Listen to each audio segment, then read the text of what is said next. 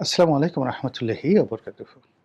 সম্মানিত দর্শক, বাংলাদেশে এই মুহূর্তে ৩০০ জন সংসদ সদস্য, নির্বাচিত সংসদ সদস্য আছেন। একটা বিশাল মন্ত্রিপরিষদ আছেন। নির্বাচিত সংসদ সদস্যের মধ্য থেকে অনেককে মন্ত্রী করা হয়েছে, অনেককে মন্ত্রী, প্রতিমন্ত্রীর মর্যাদা দিয়ে তারপর তাদেরকে বিভিন্ন সরকারি দায়িত্বে নিয়োজিত করা হয়েছে।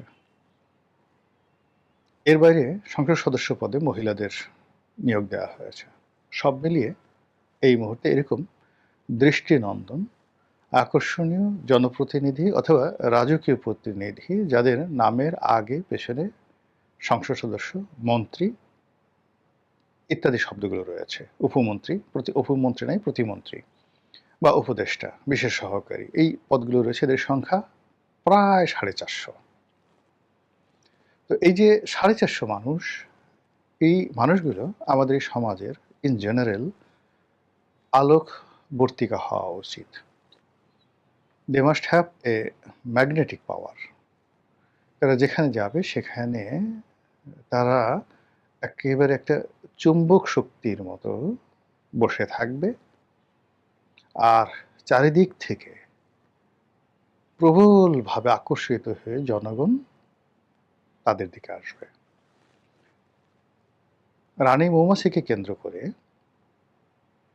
পুরো একটা মৌচাকের লক্ষ লক্ষ মৌমাছি যেভাবে আবর্তিত হয়, যেভাবে একত্র থাকে, একটি মৌচাক ভেঙে দেওয়ার পরেও আর একটা মৌচাক তারা তৈরি করে এই রানী মৌমাছির নির্দেশে। রানীর জন্য তারা জীবন দেয়, রানীর জন্য তারা মধু সংগ্রহ করে, এবং সেই মধু সংগ্রহের যে প্রক্রিয়া, এটা আপনারা যদি জানেন আপনি অবাক হয়ে যাবেন। কোরআনে এই মৌমাছি নিয়ে একটা সূরা আছে। তো এই যে মৌমাছির যে কর্মকাণ্ড, সেই পুরো কর্মকাণ্ডের মধ্যেই আপনি রাষ্ট্র ব্যবস্থা, রাজনীতি, রাজা, মন্ত্রী, এমপি, আমির, উমরা, সম্রাট, সম্রাজ্ঞী, এই সব জিনিসগুলো পেয়ে যাবেন। যখন প্রকৃতির যে স্বাভাবিক নিয়ম, সেই স্বাভাবিক নিয়ম অনুযায়ী একজন রাজপুরুষের যে আকর্ষণ, সে আকর্ষণ না থাকে, ইট মিনস তিনি আর রাজপুরুষ নন। রাজা অলওয়েজ রাজা। রাজাকে দুইভাবে উপস্থাপন করা হয় রাজপুরুষকে: তার অফিস দ্বারা, তার পোশাক দ্বারা, তার কর্ম দ্বারা, আর তার উপর একটা প্রাকৃতিক বৈশিষ্ট্য থাকে। তিনি যেখানে দাঁড়ান লোকজন বুঝতে পারে সে রাজা। আমরা অতীতে যে গল্পগুলো পড়েছি, দেখেছি, শুনেছি, লক্ষ মানুষের মধ্যে একেবারে বেশহীন কোনো পোশাক আশাক ছাড়া আপনি দাঁড়িয়ে যাবেন, সঙ্গে সঙ্গে সে বলবে, মানে সে যদি বলে আমি রাজা, আশেপাশে সব মানুষ আনুগত্য প্রকাশ করবে। জাস্ট একটা ছোট্ট উদাহরণ দিই বোঝানোর জন্য। তার আগে একটু বলে নেই যে শিরোনাম নিয়ে আলোচনা করছি যে বর্তমানে যারা মন্ত্রী আছেন, এমপি আছেন, তাদেরকে ঘিরে মানুষের কোনো আকর্ষণ নেই, কোনো আগ্রহ নেই। এদেরকে দেখে মানুষ বলছে না আমাদের এমপি, আমাদের মন্ত্রী, আমাদের প্রধানমন্ত্রী, আমরা তাকে ভালোবাসি, আমরা তাদেরকে ভালোবাসি, তারা আমাদের জন্য কাজ করছে, উই আর মাচ গ্রেটফুল। মানুষের দৃষ্টিতে এই জিনিসগুলো ফুটে উঠছে না। কেন উঠছে না, কি উঠছে না সেগুলো বলবো, কিন্তু তার আগে কাহিনীটা বলে নেই। নেপোলিয়ন বোনাপার্ট, আপনারা জানেন মানবজাতির ইতিহাসে ৩-৪ জন যদি সর্বকালের মিলিটারি জিনিয়াস থাকেন, যারা একই সঙ্গে মিলিটারি জিনিয়াস বিশ্ব জয় করেছেন এবং একই সঙ্গে সুন্দর একটা শাসন ব্যবস্থা, একটা শাসনতান্ত্রিক প্রক্রিয়া এবং একটি যাকে বলা হয় সিস্টেমের সঙ্গে সঙ্গে লিখিত কোড অফ কন্ডাক্ট, এগুলো উপহার দিয়েছেন, তাদের মধ্যে প্রধানতম সম্রাট নেপোলিয়ন বোনাপার্ট। জীবনের উত্থান পতনে তিনি একবার পরাজিত হলেন এবং তাকে ব্রিটিশরা একটা দ্বীপে বন্দি করে রাখল। তিনি যেখানে মারা গেলেন সেন্ট হেলেনা না, আর একটা দ্বীপে। তো সেই দ্বীপ থেকে তিনি পালিয়ে এলেন, সমুদ্র পাড়ি দিয়ে তিনি তীরে পৌঁছলেন, এবং তীরে পৌঁছানোর পর তিনি যেটা দেখলেন সেটা হলো তার সামনে তাকে গ্রেপ্তার করার জন্য এক ডিভিশন সৈন্য দাঁড়িয়ে আছে। এক ডিভিশন সৈন্য মানে ৮,০০০ সৈন্য। ৮,০০০ সৈন্য যিনি আজকের যুগে একজন মেজর জেনারেল থাকেন এটার কমান্ডে। তো এরা সবাই ফ্রান্সের সৈনিক। নেপোলিয়ন বোনাপার্টের ক্ষমতা চলে যাওয়ার পরে যারা ক্ষমতায় ছিলেন তারা ব্রিটিশদের তাবেদার। এখন যেভাবে বাংলাদেশের অনেকে আমেরিকার তাবেদার বলা হচ্ছে, আগে যেভাবে ভারতের তাবেদার বলা হতো, ঠিক একইভাবে তারা ছিল ব্রিটিশ সাম্রাজ্যের তাবেদার। তো সেই তাবেদারদের একজন জেনারেল ৮,০০০ সৈন্য নিয়ে নেপোলিয়ন বোনাপার্টকে পেয়ে গেছে, একেবারে সমুদ্র থেকে নামছে। তো সম্রাট প্রথমে ধমক দিলেন, তোমরা কি করছো? আমি তোমাদের সম্রাট। এই কথা বলার সঙ্গে সঙ্গে, মানে এই কি রাজসিক command, I am your king, এই কথা শোনার সঙ্গে সঙ্গে পুরো বাহিনী, ৮,০০০ বাহিনী ইনক্লুডিং দ্য জেনারেল, সেই জেনারেল তারা তাদের অস্ত্র সমর্পণ করে সঙ্গে সঙ্গে মাথা নুয়ে বো করে আনুগত্য প্রকাশ করলো। জাস্ট একটা শব্দ। বুঝার চেষ্টা করেন তো। আজ বাংলাদেশে আসছে এবং এয়ারপোর্টে নামার পরে শেখ হাসিনা নামছে। নামার সঙ্গে সঙ্গে তাকে গ্রেপ্তার করার জন্য ৮,০০০ সৈন্য সেখানে গেছে, ইনক্লুডিং একজন লেফটেন্যান্ট জেনারেল, এবং সেম ঘটনাটা ঘটলো। তাহলে বুঝতে পারবেন যে what is the power of Sheikh Hasina.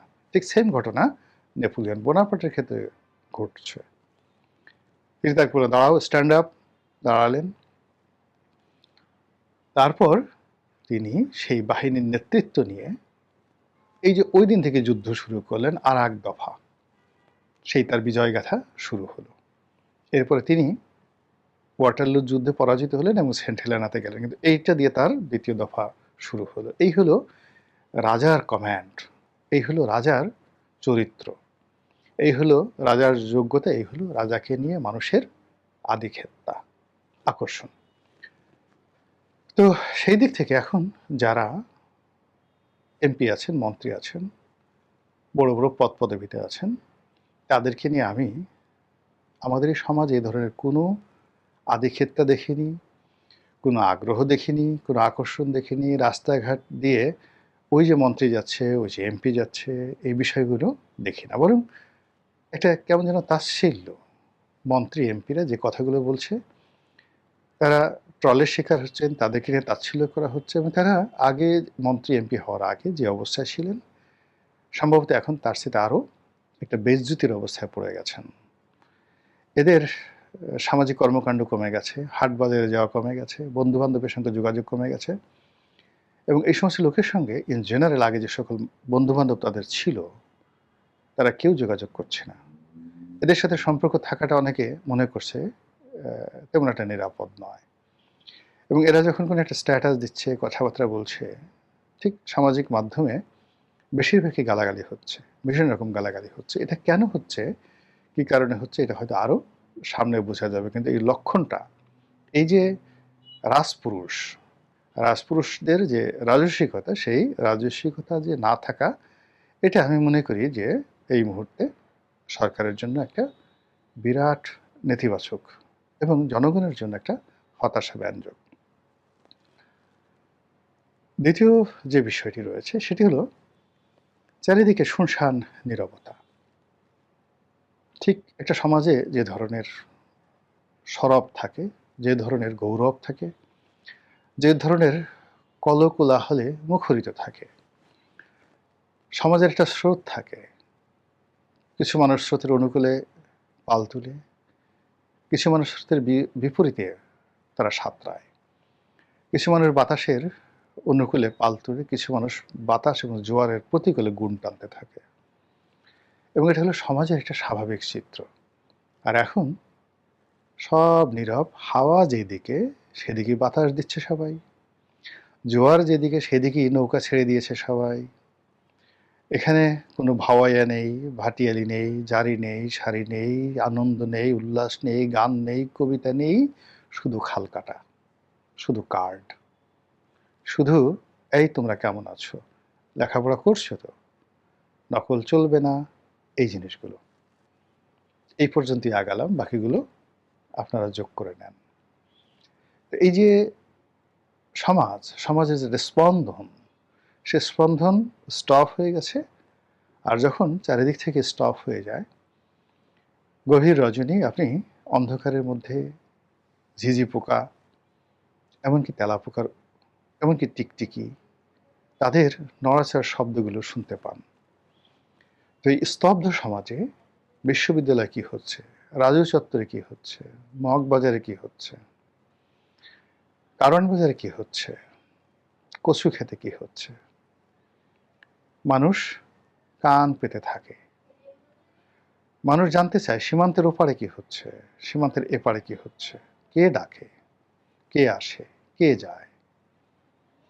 এই যে ফিসফাস, এই যে ভৌতিক একটা কাণ্ড, এটি মানুষের হৃদয়ে ভয়ের সৃষ্টি করে, আতঙ্কের সৃষ্টি করে, পিলে চমকানোর মতো ঘটনা ঘটে যায়। সেটা আমাদের এই সমাজে এখন শুরু হয়েছে। সরকার মাত্র ৭০ দিন বয়স। আচ্ছা, এই সরকার পূর্ণ মেয়াদে যেতে পারবে তো? কতদিন থাকবে এই সরকার? আওয়ামী লীগ নির্বাচনে ভবিষ্যতে জীবনে আসতে পারবে? আওয়ামী লীগ ক্ষমতায় ফিরতে পারবে, দেশে আসবে? মানে কোনো কথাতেই আওয়ামী লীগকে বাদ দেওয়া যাচ্ছে না, আর কোনো কথাতেই বিএনপি জামাতকে যে ক্ষমতার যে ধারাবাহিকতা, সেই ধারাবাহিকতায় তাদেরকে রাখা যাচ্ছে না। মাঝপথে কিসের যেন বাধা, কিসের যেন হতাশা। মনে হয় কেউ নেই, মনে হয় কিছু নেই।